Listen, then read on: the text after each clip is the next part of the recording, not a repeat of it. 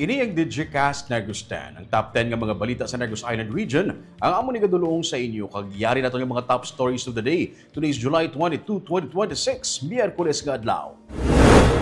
Hindi ilegal nga droga ang nakuha sa grade 9 student sa Bacolod. Minor de edad, gintripingan lang. 15 ka adlaw nga notice sa AMA Computer College natapos na. Eskwelahan wala sa gyapon makarenew sa business permit. Negros Oriental na paidalom na sa state of calamity bangod sang RSSI nga peste sa katubuhan. LPA yara na sa sulod sang PAR kag mataas ang tsansa nga mangimbagyo. Kag sa good vibes, taga Escalante City nga nagkumpit sa Wicopa naghakot sang mga medalya. Inatanan sa Digicast Negros 10.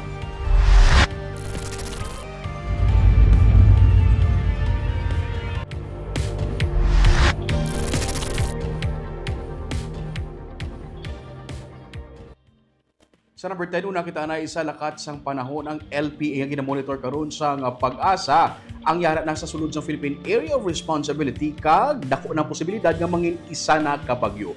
As of 2 p.m. subong adlaw, ining low pressure area nga yari sa 950 kilometers east and southeastern Luzon ang ginapaabot nga maging isa na kabagyo sa sulod ng 24 hours. May mataas na ining nga chance nga maging isa ka bagyo sa sulod ng 24 hours kag kun maging isa na ka bagyo pagkatawgon ini nga Quiapo, as in Batang Quiapo with letter K.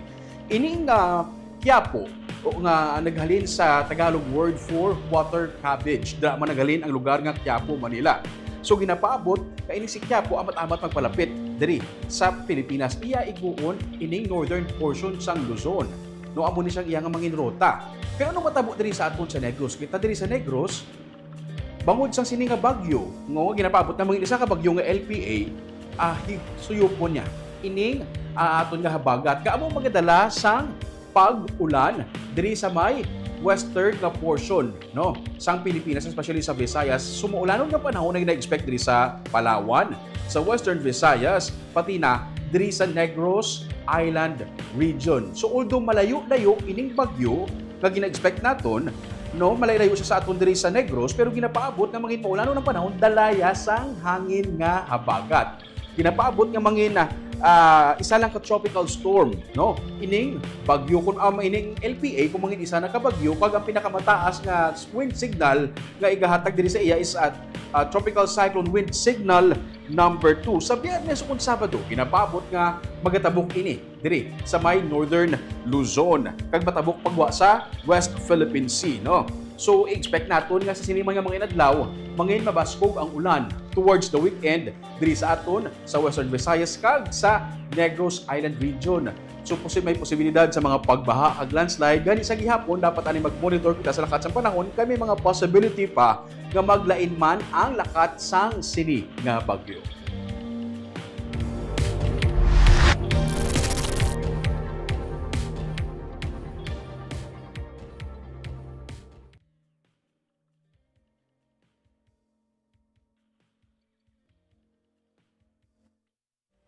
Sa number 9, may kapin sa 13,000 ka mga senior citizens na wala sang pensyon pero tigayon nga nakabaton sang bugas.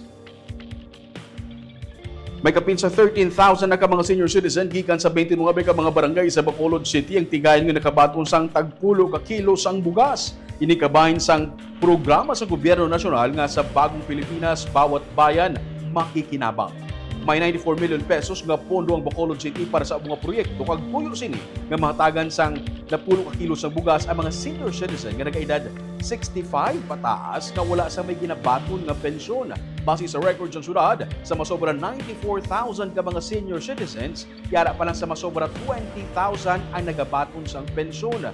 Ginsilig ni Bacolod City Mayor Greg Gasataya nga halos natapos na ang paghatag sang bugas sa mga named barangay sa syudad. Kinatanaw man sa syudad na magapatigayan siyang releasing sa mga nabilin ng mga bugas sa mga mall sa Bacolod para sa mga numbered naman ng mga barangays. Ang kutob sa mga kwalipikado ang magabaton sa 10 ka kilo nga bugas kada 2 ka bulan tubtub katapusan sang sini nga tuig.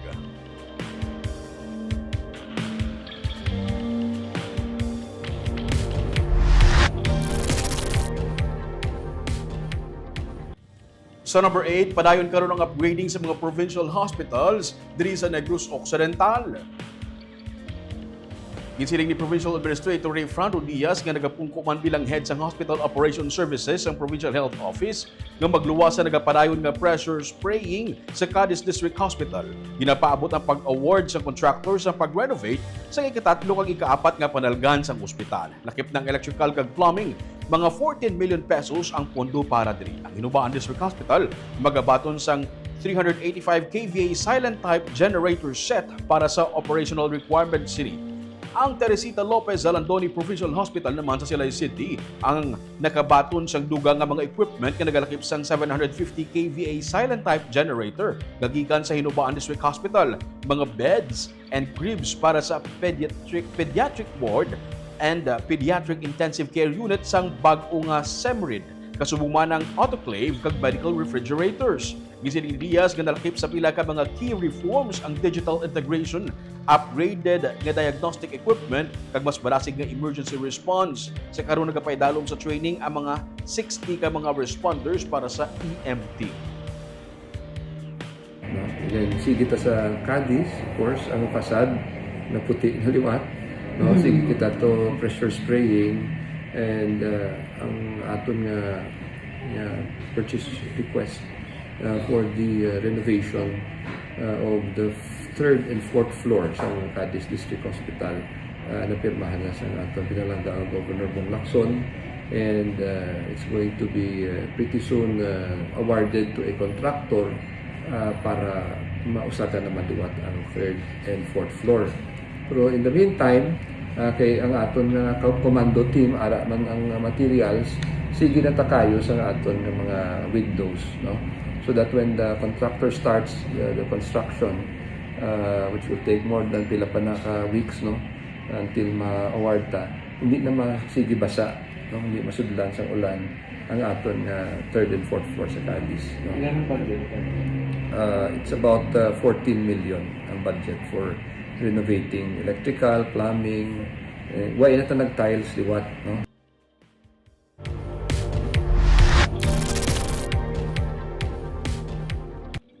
Sa number 7, isa ka mangungumang patay matapos matiruhan sa Banwasang Kawayan. Nagainom-inom ang pitutanan ka mga persona sa kubo nga sakop sang sitio Gabok, Purok 7, Barangay Basak, Banwasang Kawayan. Sang mag-abot ang lalaki nga may dala nga pusil Martes ang gabi. Nagsingit ang sospek kag kilala kay alias Rudy kung sino ang isog kag nagpalupok sang armas sa babaw. Matapos sini, iyagintiro ang paa sang biktima kag kilala kay alias Doming. Nagdinalaga na mga upod inom sang biktima bangod sa kakulba kag nalagyo man ang suspect dala ang pusil nga gingamit sa krimen. Nag-oobra sa kampo bilang operator sang hand tractor ang suspect. Sunod kay Police Lieutenant Reggie Pigar, ang Deputy Chief sang Kawayan PNP, dead on arrival ng biktima sa ospital. Sunod kay Pigar, posibleng nga ulihin nga nakitaan ang biktima. Pasobra 20 kilometros ang kalayon sa lugar. Sa proper sang Banwa kag may sapa pa nga kinahanglan tabukon. Bago pa nang ginapan sa aton investigator ma'am, no, kung paano siya naka-abel sa armas. Ganiti at large mo sa subong base sa investigation dito do wala pagid siyang makakuan sa makatudlo ba kung ano pastada nga may armas siya.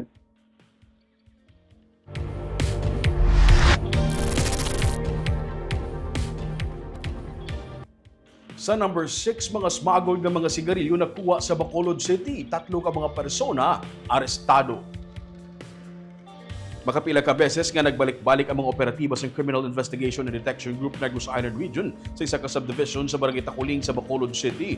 Agud magpatigayon sa surveillance sa reported illegal trading sa smuggled cigarettes. Kag sang Martes, ila nakita nga positibo ang report nga may illegal nga transaksyon sa mga smuggled nga sigarilyo sa lugar.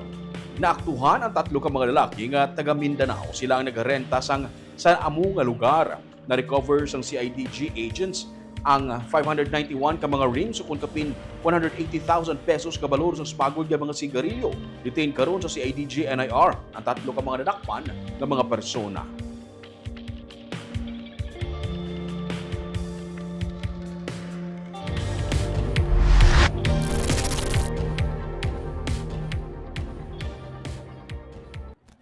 Sa number 5, ang ginaligar nga bomb threat sa isa ka eskwelahan sa Barangay Pahanukoy sa Bacolod City. Isa ng gali ka. Prank. Handa nga magpasaka sang kaso ang Bacolod City Police Office batok sa mga nagapangsasko kag nagapamahog sa mga eskwelahan sa syudad.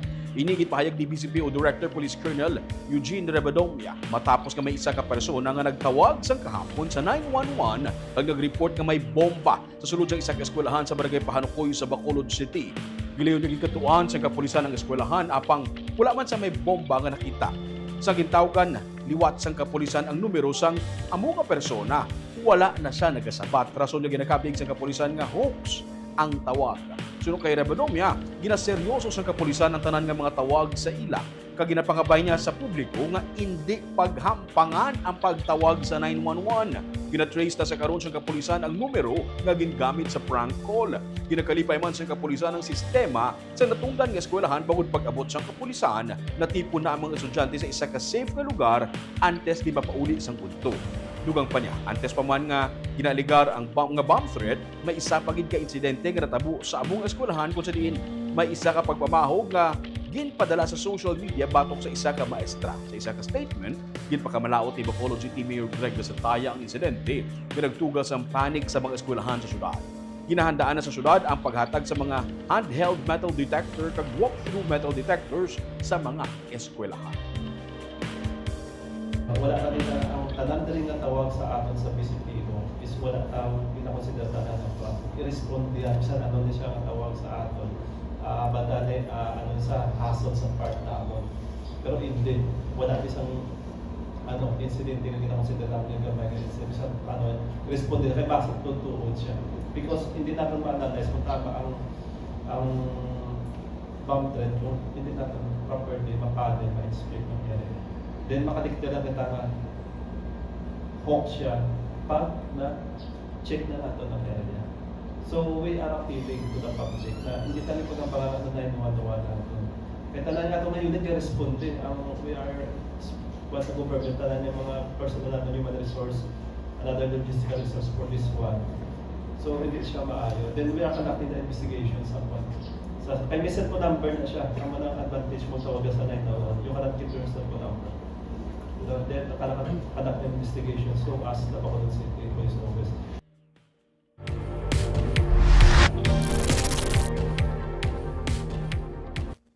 Sa number 4, Municipal Crab Industry Task Force ang gitukod sa Banwa sang Ibi Magalona. Ini agud tututukan ang mga pagpanghangkat kag ginatubang sa karon sang industriya. Sa Executive Order 33 gipagwa ni Mayor Matthew Luis Malacon, nakasaad nga siya magapungko bilang chairperson kag vice chairperson naman si Vice Mayor Marvin Malacon. Focal person naman ang Municipal Agriculturist ang Banwa nga si Efren Garcia Jr. Ginakilala ang Ibi Magalona bilang Blue Crab Capital sa Negros Occidental kung saan ang crab industry ang ginakabig isa ka major economic driver kag panangabuhian sa mga fisher folks, traders kag crab pickers sa siyam ka mga coastal barangays. Ang pagpatuman sang export ban sa United States National Marine Fisheries Service sa idalom sang Marine Mammal Protection Act ang nagdula sang primary international market sang Banwa. Ini ang nagresulta sa disruption sang market, pagsarurot sang demand, pagbarato sang presyo kag pagkadula sang palangitan-an sa mga nagasalig sa sininga industriya. Sunod sa EO, kinahanglan sang Banwa nga magpatuman sa mga tikang para mapahaganhagan ang economic impact nga nagtugas ang abong nga export ban. Kinahanglan man nga mapabakod ang competitiveness sa local crab industry. Gani pila sa mga functions sang task force amo ang magserbi nga primary coordinating kag advisory body sang Banwa. Ini man ang mag-formulate sa mag-recommend sang policies, strategies kag programs kag magapakig-angot sa national government agencies kag provincial government kag sa iban pagid mga stakeholders sa pagpasiguro sang isa ka coordinated kag effective response.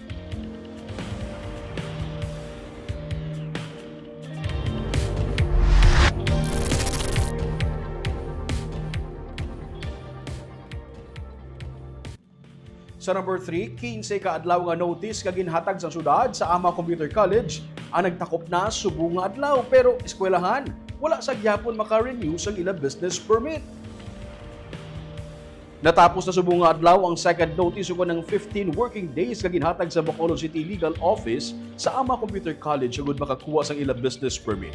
Ginsiling ni Attorney Martigo, Secretary to the Mayor, nga tubtub sa karon wala pa makatapos proseso ang eskwelahan sang ilang mga requirements agud maka-renew sang business permit. Lunes, nagpadala sa sulat ang Ama Computer College sa syudad agud maghatag sang update sa ilang pagproseso sang ilang nga permit. Base sa sulat, nag-comply na sang eskwelahan ang tanan nga mga dokumento lakip na ang City Health Office nga clearance kag nabayaran naman sini ang tanan nga mga balayran. Apang wala sa gihapon makatapos prosesong eskwelahan sa pagkuha sang clearance sa Bacolod Environment and Natural Resources o kung BENRO nga isa sa mga requirements sa pag-renew sang permit. Suno sa ila, ginahulat na lang nila nga makadtuan sila sang BENRO para mag-inspect sa pasilidad apang wala pa sang available nga personnel ang BENRO.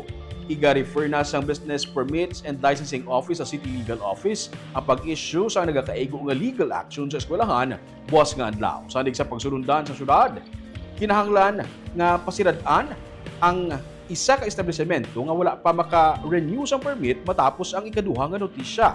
Nangin kontrobersyal ang Ama Computer College matapos nga wala sini ginpasaka sa graduation rights ang masobra 150 ka mga estudyante pero sang kahapon nga adlaw tigayon na nga nakasaka sa stage kag nakagraduate ang amo nga mga estudyante. Tomorrow, i-endorse din sa City Legal Office for appropriate action. Wala sa undertaking. Usually, ang proseso, ipasiradaan anay, then gapalapit sila to issue the undertaking. Okay. O, pero gina-close kid anay. So okay na ang CHO, ang BENRO na lang. Ang BENRO na lang ang kulang nila. Pwede subject for city legal pa ng approval kung i-close sila temporary. By, kung lang tawon mo, if we follow the process, pag kulang, kag na-refer na sang BPLO naton sa City Legal, automatic, gina-initiate na dayon ang process for closure.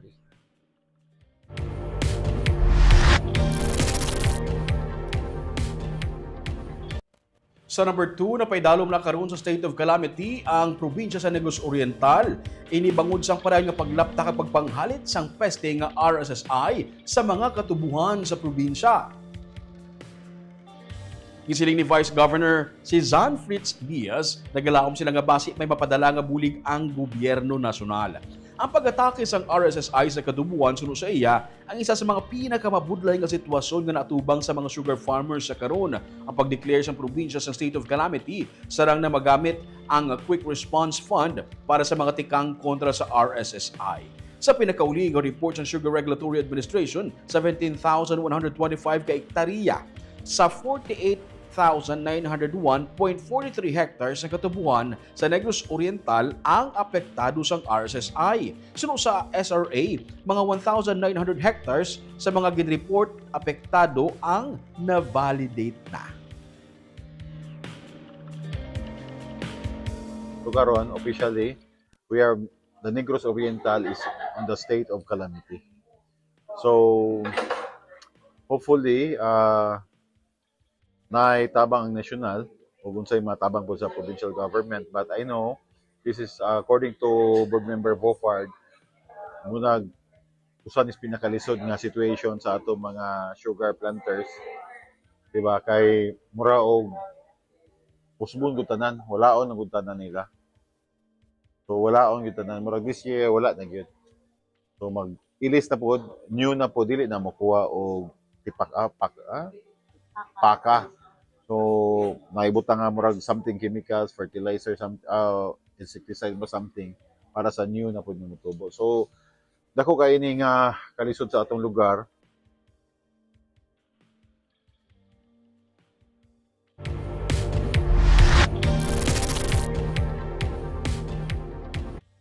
Kag sa numero 1 sa mga balita subong nga adlaw.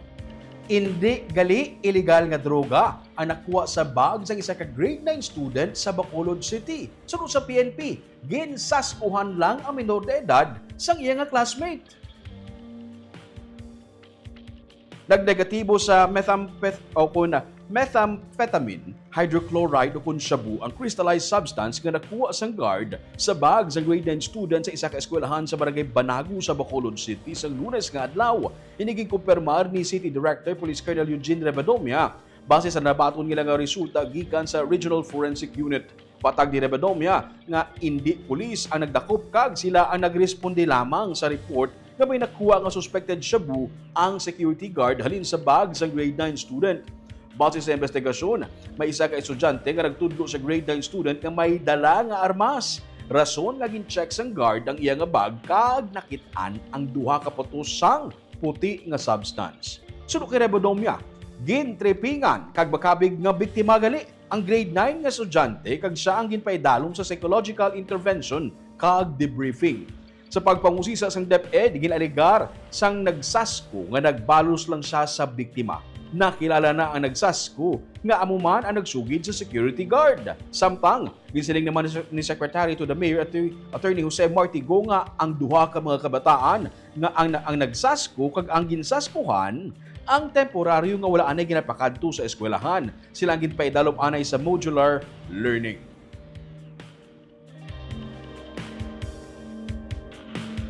Upon coordination sa DepEd, no, ginahulat lang subong ni Doc Dennis De Velos, ang aton si City Schools Division Superintendent, ang resulta sang confirmatory test kung indeed ano gid man to, illegal drugs gid man to, ang nakuha sa isa ka estudyante naton sa isa ka school. So samtang kahulat siya sang resulta, for now ang ginihimo to kuno sa estudyante to, ang sa duwa wa ay sila anay ginpasulod sa school. Ginatagan lang sila sa anay isang alternative delivery mode of learning. Meaning dito sila sa ilang mga balay lang anay ginatagan. Kag after sina may schedule man kuno nga psycho-social intervention sa sining mga kabataan. It looks like na duwa man lang sila ang hambal ni Sir Dennis ang nagsasko kag ang ginsaskuhan.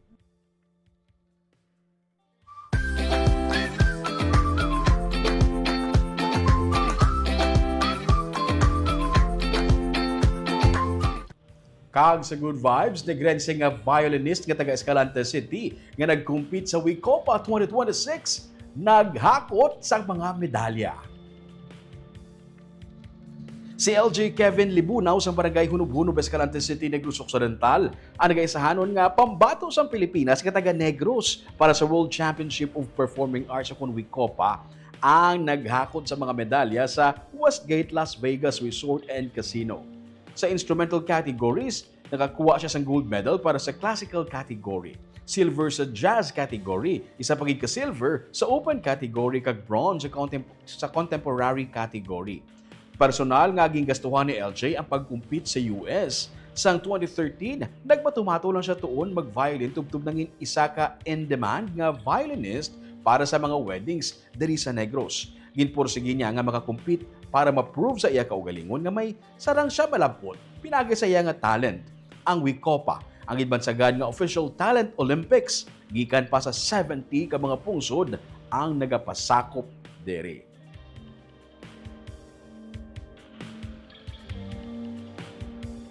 Shout out anay sa aton nga live viewers subong nga hapon si Ma'am Chona Evangelista Caredo mayong hapon DJ Cast Negros watching from Singapore. Si Gerardo Marquez always watching DJ Cast Negros. Salamat kid sir.